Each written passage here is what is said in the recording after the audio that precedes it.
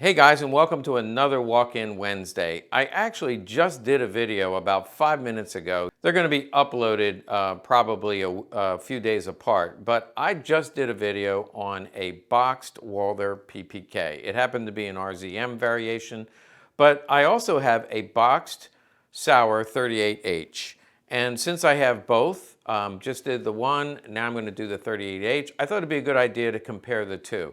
Now, first and foremost, you have probably never seen a boxed 38H. Very, very elusive gun. That's what the box looks like. But let's talk a little bit about the gun.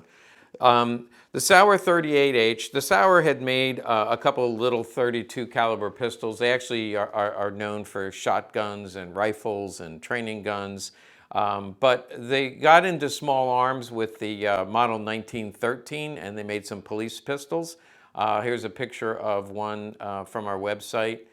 They made a model 23, model 30, but they're small police pistols. And then in a brand new revolutionary design in 1938, they got a patent for the model 38, the Sauer 38H. The H for hair, which means army, so military pistol. So they specifically made this in 38. Again, Germany knew they're going to war. They made it for the military and for the police. So when you find a model 38H, 99% of the time it's going to be either for the military, Waffen 37 would be the stamp right on the trigger guard, or it's going to be for the police. For both of those variations, I'll just let you know, it's very easy to see right here on the trigger guard will be a Waffen 37 or an Eagle C or an Eagle F. Eagle F and Eagle C went to the police. Waffen 37 went to the military. So again, about 99% of them went to the military or for the police, so they were made specifically for that purpose. However, there's very few commercial guns, about 1%. Now, compare that with the Walther PP and PPK. The vast majority are commercial guns, and it's actually only about 2% went to the military, another 2% went to the police, and then some to other special contracts. But the vast majority of the PPs and PPKs were commercial guns. So therefore, to find a boxed PP or PPK, I literally have gone through dozens of boxed guns, dozens of them.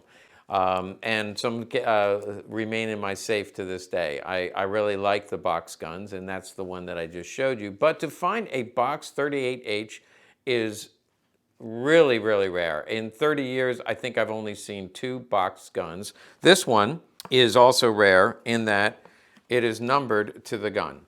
Again, if you find the box, they're usually pretty tattered, and this label is often missing. Yeah, I think you can probably see that. The gun is numbered to the box. The box is all matching, and we're going to show you what's inside. So this is a commercial gun, which means there's no marking on the trigger guard. It's a beautiful gun. This one was made in 1943 or 44, so late 33, early 44. Factory records were destroyed, so for the most part, we have to figure it out from other records.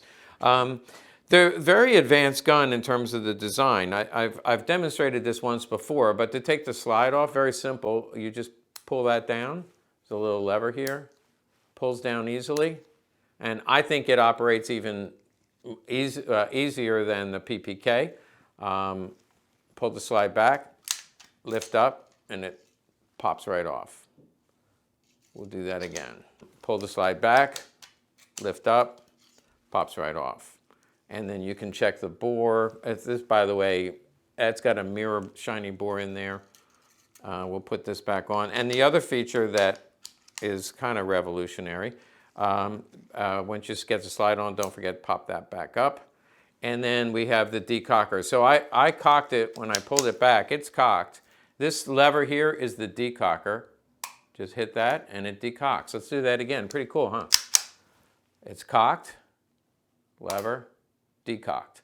And this is the safety feature right here, similar to the PPK. And it does have the Bakelite grips. similar to the PPK, PP, and PPK. It is 7.65. So this is a commercial gun from 1943, 44. Why in the world did they make a commercial gun? They weren't selling them in stores because they generally were not selling guns to the public. This had to be a special order from some kind of a dignitary or Nazi official. Probably went in and ordered the gun. Typically when they send them to the military or to the police, they would come in crates. Or at least a dumbed down version of this kind of a box. This is way too fancy.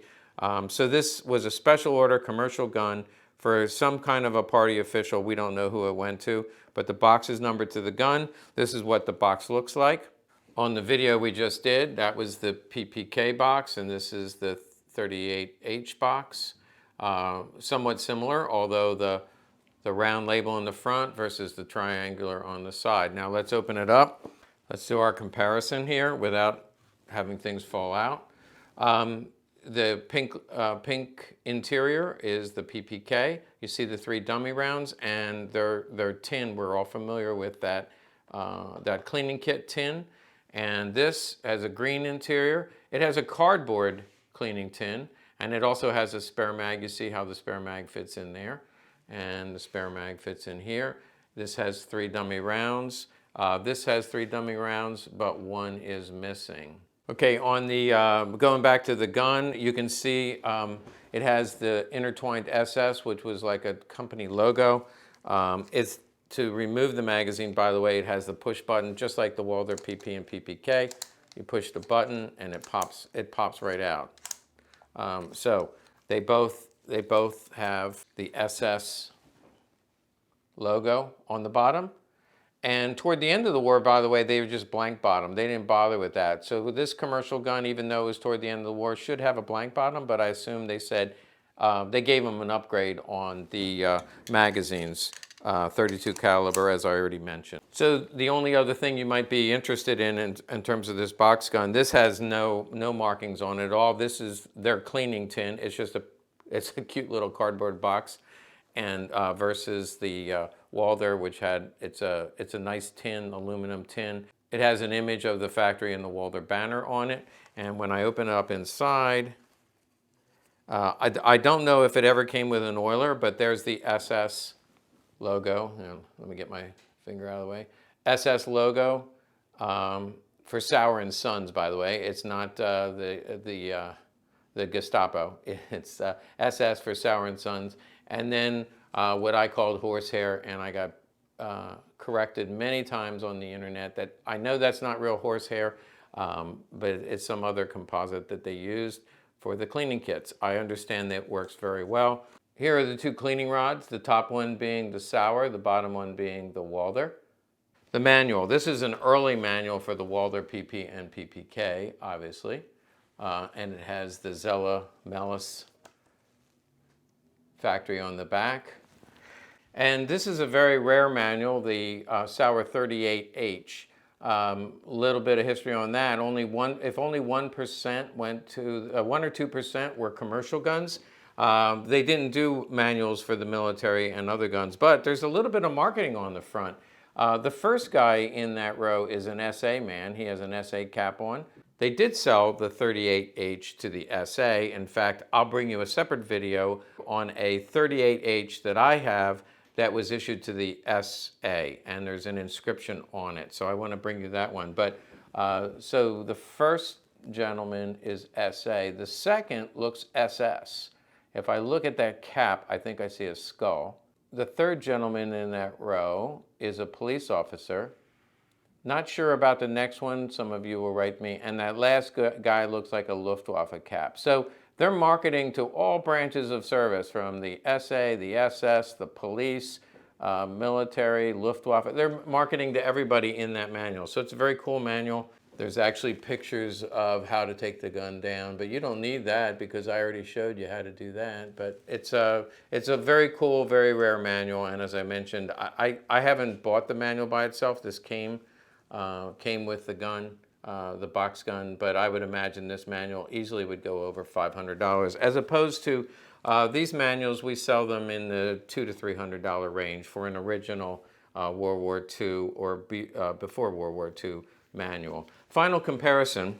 Here's the two pistols, so you can get a comparison of the size of the PPK versus the 38H. They're about the same, maybe a little larger, so it's somewhere between a PP and a PPK. The 38H, while I think it's a great design and in some ways an improvement over the PPK, they were much less popular, far fewer made, and they sell for a lot cheaper than the Walther PP or PPK.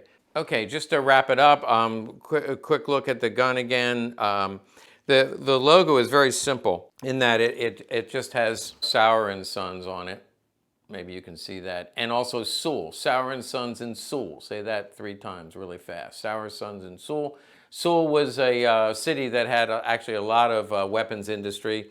The Krieghoff, for example, was made in Sewell, Germany. So there was a lot going on in terms of manufacture of weapons.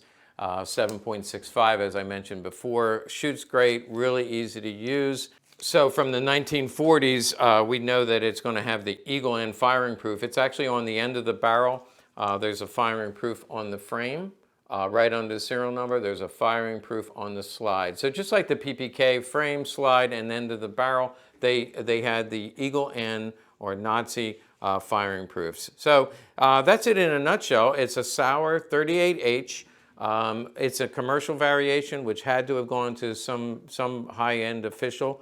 And it comes in the original box, which means somebody bought it, stuck it in a closet till the end of the war, or it was brought back by one of our veterans. Hey, thanks for watching. Hope you enjoyed that and learned something today. So make sure you like and subscribe and hit the notification bell so you can find out when I put out another video. And one more thing, make sure you socially distance yourself from other people and stay safe.